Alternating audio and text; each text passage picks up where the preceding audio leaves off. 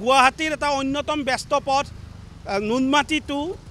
Guwahati railway station অৰ্থাৎ পল্টন বজাৰ এই যিটো মূল পথ এই মূল পথৰ বৰ্তমান ৰূপ এয়া এইদৰে ধূলিময় হৈ পৰিছে সমগ্ৰ পথটো আৰু পথটো যদি আমি ভালদৰে লক্ষ্য কৰোঁ তেতিয়া পথ নহয় যেন কাটৰ ওপৰত চলি আছে গাড়ী মটৰ আৰু যাতায়াত কৰি আছে গুৱাহাটীৰ মহানগৰীকে মূল কথাটো হৈছে এই পথটোৰ ওপৰত নিৰ্মাণ হৈ আছে এখন উড়ান সেতু আৰু উড়ান সেতু নিৰ্মাণৰ বাবে দুইফালে দুটা সাৰ্ভিস ৰোড আছে আৰু সাৰ্ভিস ৰোডৰ এই কদৰ্যময় পৰিৱেশ দেখটোতে দৰ্শকলৈ মই দেখুৱাব বিচাৰিছোঁ এই কদৰ্যময় পৰিৱেশ তীব্ৰ যানজঁটৰ সৃষ্টি হয় এই ৰাজপথটোত তীব্ৰ যানজঁটৰ সৃষ্টি হয় কাৰণ মই পূৰ্বতে কৈছোঁ এয়া মহানগৰীৰ অন্যতম এটা গুৰুত্বপূৰ্ণ পথ কিন্তু মূল কথাটো হৈছে উড়ান সেতু নিৰ্মাণ কৰাৰ লগে লগে যাতায়াতকাৰী যাতে কোনো অসুবিধা নহয় তাৰ বাবে সাৰ্ভিস ৰোড যি সাৰ্ভিস ৰোড দুটা দুয়োফালৰ সাৰ্ভিস ৰোড দুটা অন্তত সঠিক ৰূপে ৰূপায়িত কৰাৰ বাবে চৰকাৰে পুঁজি নিৰ্ধাৰণ কৰিছে পুঁজি ধাৰ্য কৰা হৈছে টকা দিয়া হৈছে এই সাৰ্ভিস ৰোড দুটা নিৰ্মাণ কৰাৰ বাবদ বা উড়ান সেতু নিৰ্মাণৰ সমান্তৰালভাৱে সাৰ্ভিস ৰোড দুটা যেহেতু অতি ব্যস্ত পথ সাৰ্ভিস ৰোড দুটা নিৰ্মাণ কৰাৰ বাবে পুঁজি ধাৰ্য কৰা হৈছে হয়তো কিমান পুঁজি ধাৰ্য কৰা হৈছে সেই কথা শুনিলে হয়তো আপোনাৰ চকু কপালত উঠিব আমাৰ হাতত যি তথ্য আছে সেই তথ্য অনুসৰি অভাৰব্ৰিজখন অৰ্থাৎ উড়ান সেতুখন নিৰ্মাণ কৰাৰ উপৰিও সাৰ্ভিস ৰোড দুটা ঠিক কৰাৰ বাবে বা সাৰ্ভিস ৰোড দুটা যাতায়াতৰ সুচল কৰাৰ বাবে ধাৰ্য কৰা হৈছে 10 কোটি টকা আৰু 10 কোটি টকাৰ নিবিদা ইয়াত প্ৰকাশ কৰা হৈছিল কিন্তু নিবিদাতকৈ ওপৰঞ্চি টকা অৰ্থাৎ 14 কোটি 30 লাখ টকা ব্যয় কৰাৰ বাবে ইতিমধ্যে ৰাজ্য চৰকাৰে যি টকা সেই টকা ইতিমধ্যে মুকলাই দিছে সাৰ্ভিস ৰোড দুটা নিৰ্মাণ কৰি যাতায়াতকাৰীক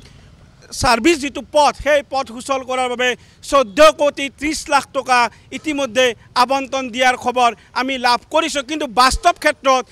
যি উড়ান সেতু নিৰ্মাণ হৈ আছে নুনমাটিৰ পৰা শিলপুখুৰীলৈ যিখন উড়ান সেতু নিৰ্মাণ কৰা হৈছে সেই উড়ান সেতুৰ যে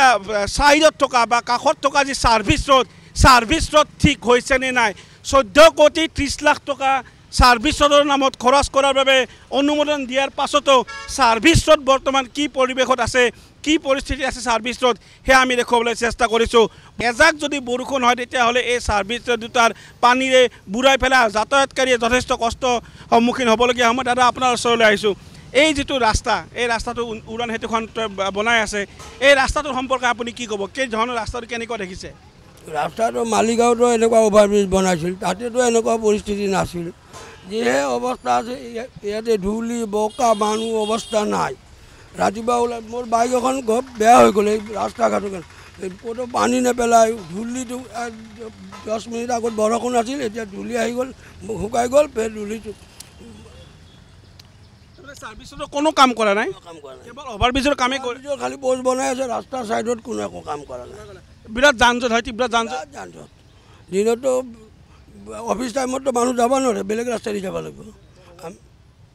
এয়া আছিল এগৰাকী যাতায়াতকাৰীৰ মনৰ কথা যে ধূলিময় হৈ পৰিছে সমগ্ৰ পথটো এই পথটোত পানী ধূলি নিষ্কাশনৰ বাবে পানী মৰাৰ কোনো ধৰণৰ প্ৰয়োজন বোধ কৰা নাই ঠিকাদাৰী প্ৰতিষ্ঠানে ইয়াৰ উপৰিও যি 14 কোটি 30 লাখ টকা সাৰ্ভিস ৰোড নিৰ্মাণ কৰাৰ বাবে বা সাৰ্ভিস ৰোড সুচল কৰাৰ বাবে অনুমোদন লাভ কৰিছে সেই 14 কোটি 30 লাখ টকা ক'ত খৰচ কৰিছে সেয়া পৰৱৰ্তী সময়ত হিচাপ হ'ব কিন্তু এই মুহূৰ্তত সমগ্ৰ পথটো যদি আমি চাওঁ মই পূৰ্বতে কৈছোঁ নুনমাটিৰ পৰা দীঘলী পুখুৰীলৈ নিৰ্মাণ কৰা হৈছে এই উড়ান সেতু নিৰ্মাণ হৈ থকা সমগ্ৰ পথছোৱাতে এতিয়া যাতায়াতকাৰীয়ে নৰক যন্ত্ৰণাত ভুগিব লগা হৈছে আৰু মই দুগৰাকীমান যাতায়াতকাৰী আছে মই তেখেতসকলৰ লগত কথা পাতিম এগৰাকী অটো চালক আছে মই অটো চালকৰ লগত কথা পাতিম কাৰণ অটো চালকগৰাকীয়ে নিতৌ এই পথটোতে তেওঁ অটো চলাই থাকে গতিকে মই তেখেতৰ পৰা জানিব বিচাৰিছোঁ দাদা আপুনি সদায় এই ৰাস্তাটোতে আছে এই ৰাস্তাটো কি ক'ব ৰাস্তাটো সন্দৰ্ভত এই ৰাস্তাটোৰ বিষয়ে আৰু কি ক'ম আৰু মানে ভুগিব লাগে এখানে ভুগি আছোঁ আৰু এতিয়া আমাৰ অটো ৰখা জেগা নাই ইয়াত এই য'তে পাওঁ ত'তে ৰাখোঁ আৰু এনেকৈ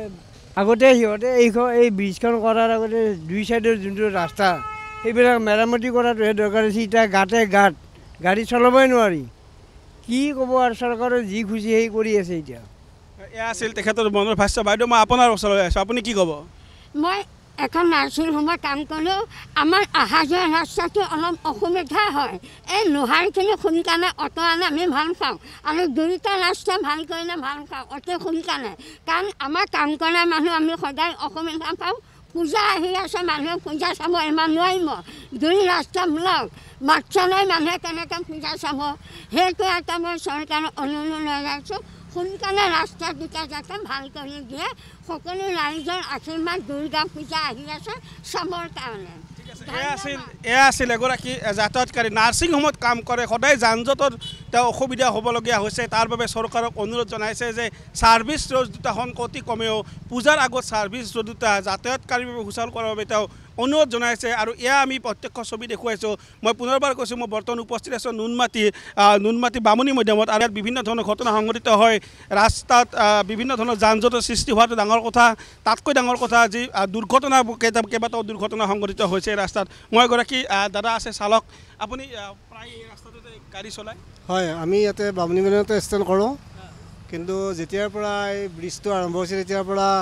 এতিয়া ধূলিৰ খাই হ'লেও আমি ইয়াতে থাকিবই লাগিব। আমি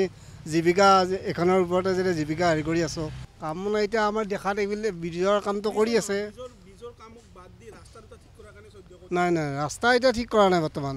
ৰাস্তা এই পৰিৱেশ আপোনালোকে দেখিছে, ৰাস্তা বৰ্তমান ঠিক কৰা নাই। এতিয়া কিমান দিগদাৰ, আমি গাড়ী লৈ যাব নোৱাৰোঁ, গাড়ী গোটাই গাঁটা গাঁতি, মানে বহুত সমস্যা আমাৰ, কিন্তু উপায় নাই আৰু কি ক'ম আৰু আমি। এয়া আছিল এগৰাকী চালকৰ ভাষ্য। মুঠৰ ওপৰত 14 কোটি 30 লাখ টকা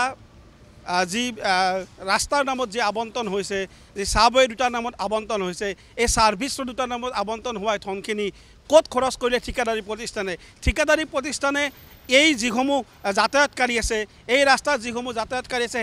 সেইসকলৰ সুবিধা অসুবিধাৰ প্ৰতি লক্ষ্য ৰাখিছে নে নাই, নে কেৱল উৰণ সেতু নিৰ্মাণ কৰিয়ে তেওঁলোকে এই 14 কোটি 30 লাখ টকা জেপত ভৰাব বিচাৰিছে? এই ধৰণৰ বহু প্ৰশ্ন উদয় হৈছে। এই সমগ্ৰ প্ৰশ্ন এৰি দিছোঁ দেশ টুডেৰ দৰ্শকৰ ওচৰত।